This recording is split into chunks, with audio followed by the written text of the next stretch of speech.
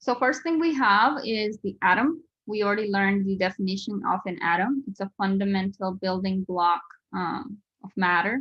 So that's the smallest unit that we learned so far. And then all substances, they consist of atoms. Now, so this is an atom, and it's going to have subatomic particles. Those are called protons, neutrons, and electrons. And sub means under or smaller. So they are smaller than basically the whole atom. So atoms consist of electrons moving around the nucleus. You see the word nucleus again here. And like I said before, nucleus just means the center. In the center, you have protons and neutrons. So proton, you can see a positive charge there. Think of P maybe as a positive. Neutron doesn't have a charge, it's neutral. Electrons have a negative charge. Now, this is for educational purposes. When they started giving these symbols to maybe protons and electrons, they could have given positive to electron, negative to proton. So these are for study purposes. It doesn't mean that's, that's the charge or that's true. So basically they, if they would have done that, we had to go back and change all the textbooks. But for now, I want you to learn that electrons are considered negative and protons are positive. So we have electrons, negatively charged subatomic, again, smaller particle that occupies the orbitals around the atomic nucleus. So it's going around. And on this picture, you see it's going around in a circle, exact, circle. Sometimes it goes around in a pear shape. So this is not always true. People who took chemistry or taking chemistry, they know this. Charge, it's an electrical property of some subatomic particles. Opposite charges attract. We have a proton here that's positively charged. We have an electron here that's negatively charged. If you think about this as a solar system, Earth is going around the sun. This is attracted to this proton and it's going around that nucleus, basically the center. Earth is going around again because of gravity, but here we have different reasons. So there is a nucleus and it's going around because the negative is attracted to positive, opposite charges attract, and the like charges repel. So negative is going to repel the negative. So some terminology: nucleus, core, or the center, and it's going to contain protons and neutrons. Protons are going to be positively charged. P, pro, means positive, positively charged, found in the nucleus, going to be in the center. Neutrons, they are neutral, there's no charge to them, and they give the atom a weight. So if you have more, if there's more neutrons, the heavier it's going to be. Here, this is a nugget of gold. On this picture, you see pure gold here.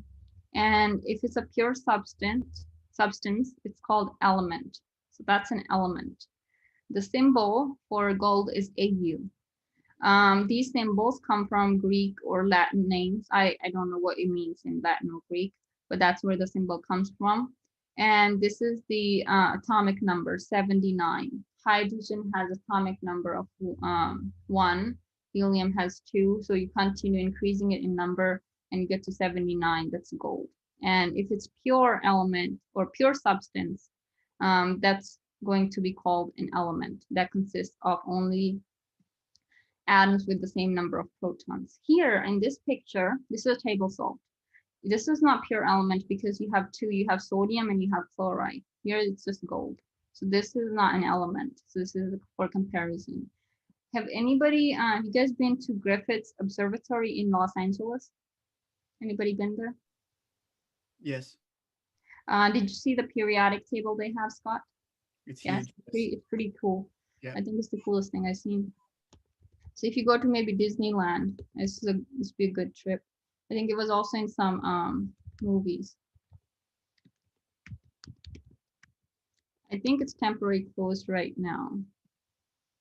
Yes, temporary closed. So that's what it looks like. I'll show you the periodic table.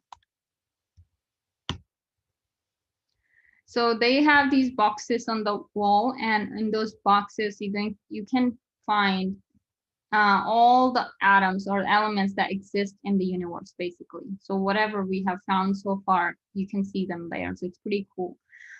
except the radioactive stuff. So they don't have the radioactive stuff. So I think you should definitely go there maybe next time you go to Disneyland or something. So you're able to see all the elements that exist in the universe, which is pretty cool. I think we go up to 150 or something.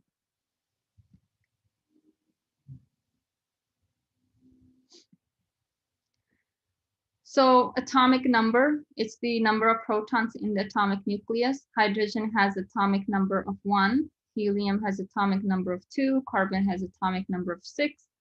And I said it's going to, the protons and neutrons are going to give it the weight. So atomic mass is 12 here. If we go back here, if we're saying their atomic number is 6, that's number of protons there. And if we go back here, there's protons, but there's also neutrons. If there's 6 protons, there's 6 neutrons there. That's gonna be total weight. That's 12 for carbon here. So that's going to determine the atomic number is going to determine the element. So if it's 1, it's hydrogen again. 6, it's going to be carbon. So here, atomic number is number of protons. Atomic mass is number of protons plus neutrons. So it's going to be double here. This is a periodic table. If you were in the classroom, we will have this on the wall. And you're going to notice, so hydrogen is 1, helium is 2, and then you have lithium 3, and it's whole numbers, 5, 6, 7, 8. You know, it's not half numbers. You don't see any 2.5, 1.5, or 3.5. And it goes, I believe goes up to, I think, 120, 150. So you have whole numbers, and sometimes when they use this Hadron Collider, they break down these atoms or elements, and there is some maybe different type of element that might exist just for milliseconds.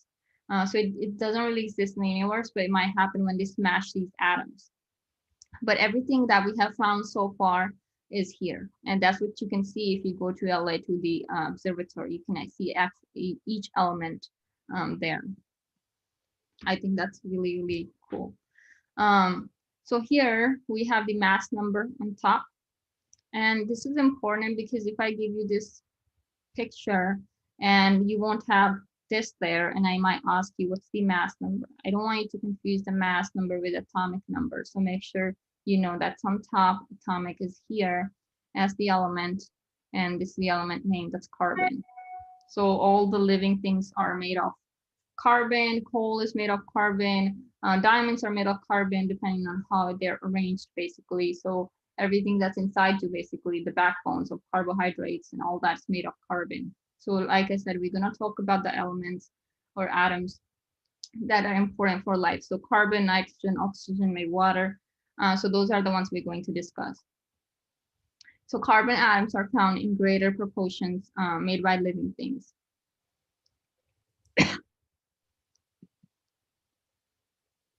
Oh, there's a question. The atomic weight of nitrogen is very near 14, indicating most nitrogen atoms have mass number 14. How many neutrons does the average nitrogen atom have?